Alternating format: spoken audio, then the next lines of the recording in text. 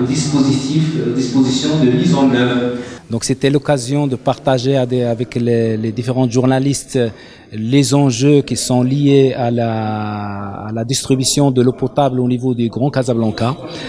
C'était l'occasion de passer en revue également les volumes d'eau qui sont mis en distribution, les actions et les activités de l'IDEC en termes de préservation de la ressource en eau. Donc dans ce cadre, je cite quelques chiffres clés.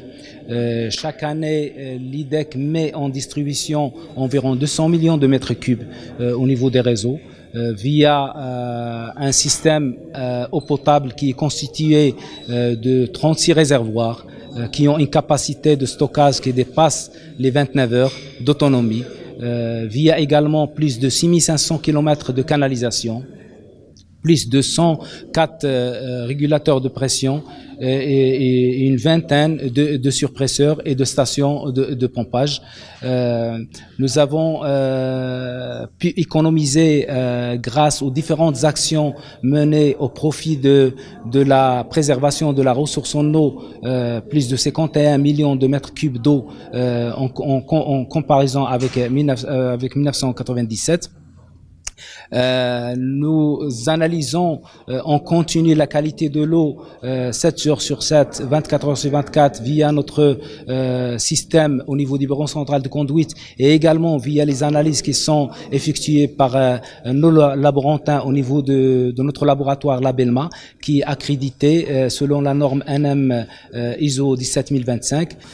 Ce projet il concerne plus de 96 000 foyers. C'est l'équivalent aux alentours de 500 000 habitants. Nous avons pu réaliser jusqu'à date plus de 50 000 foyers qui ont été raccordés au réseau eau, électricité, assainissement. Le thème de cette année, c'est ne laisser personne de côté, c'est-à-dire avoir un droit sur l'eau pour n'importe quel habitant.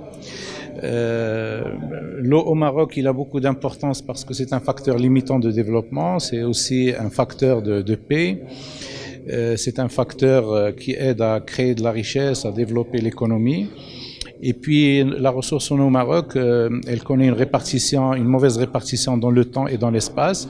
Et donc on est obligé de gérer cette ressource d'une façon optimale pour pouvoir à la fois concilier entre un développement du pays et puis la ressource qui existe.